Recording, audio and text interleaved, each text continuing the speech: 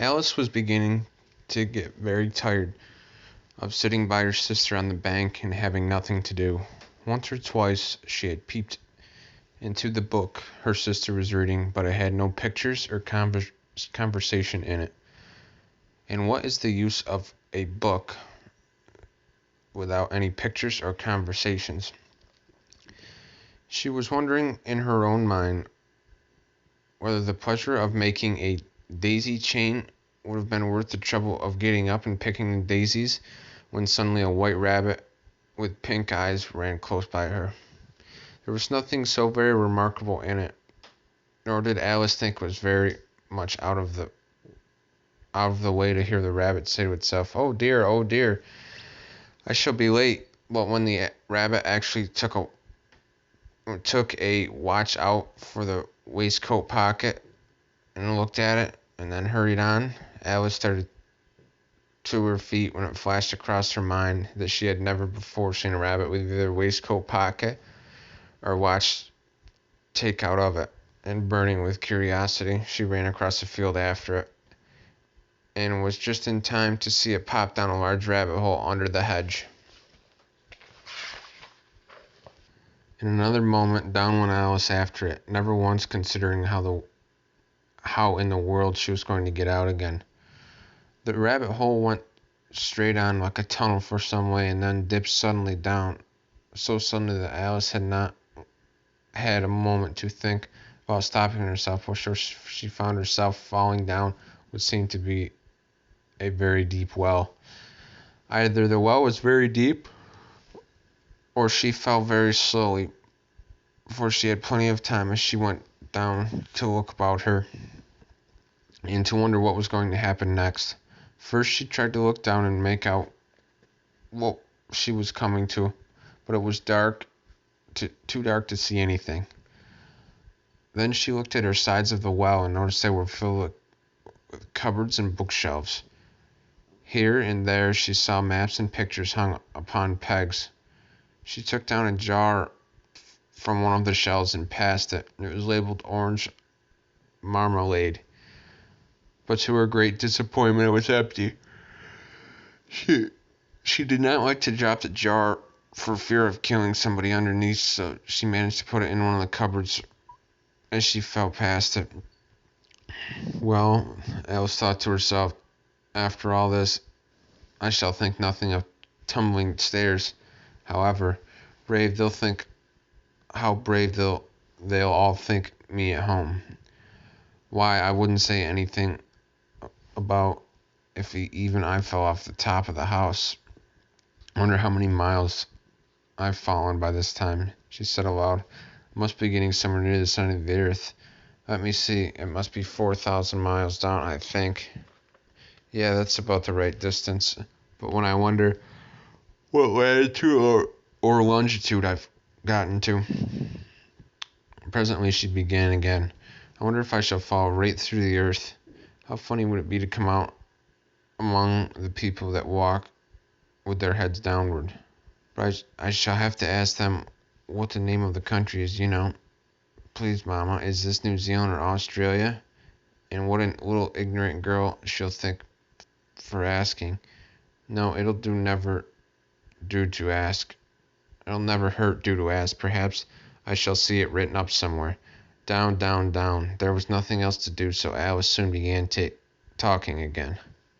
I hope they'll remember her saucer of milk at tea time.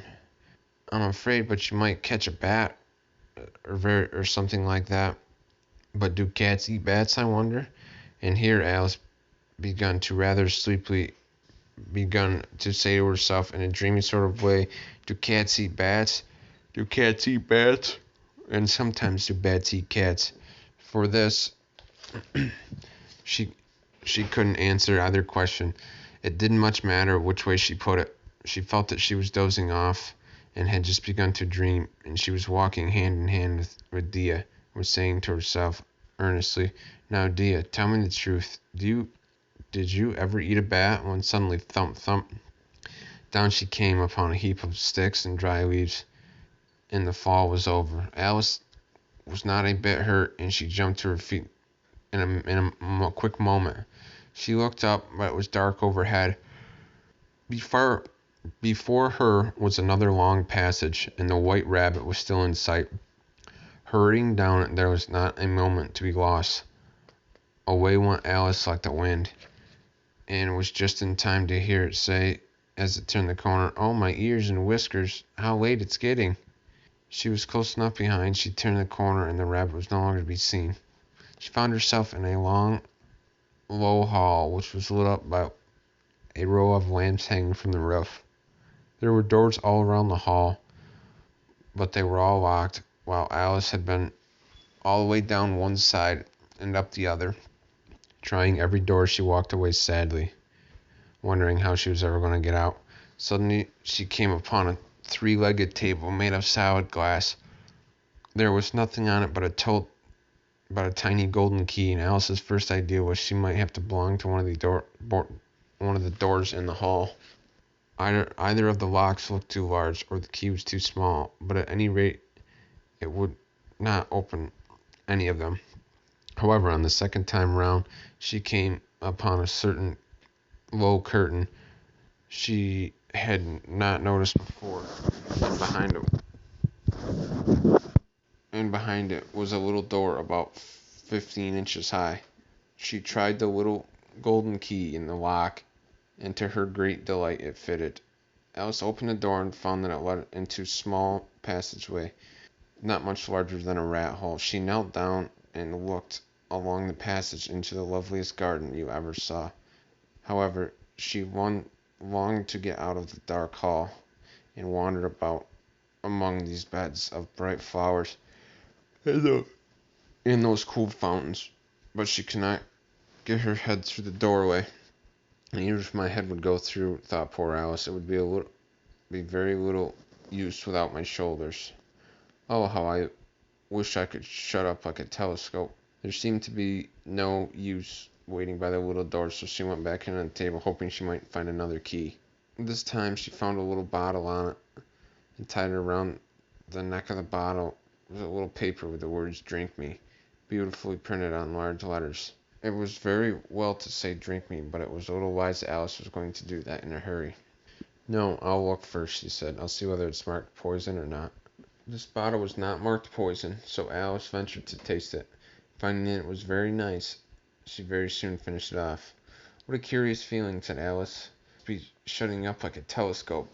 And for this, and so it was indeed. She was now only 10 inches high, and her face brightened up at the. She was now the right size to fit through the little door into the lovely garden.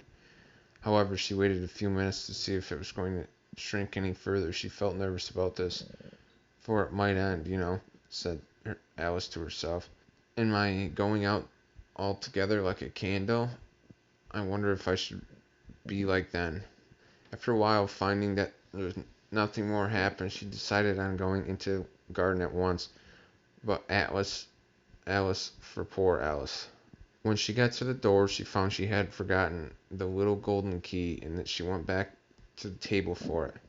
She found she could not possibly reach it. She could see quite plainly through the glass, and she tried her best to climb up one of the legs of the table, but it was too slippery, and when she tried herself with coming, the poor old thing sat down and cried. "There's no need to cry," said Alice.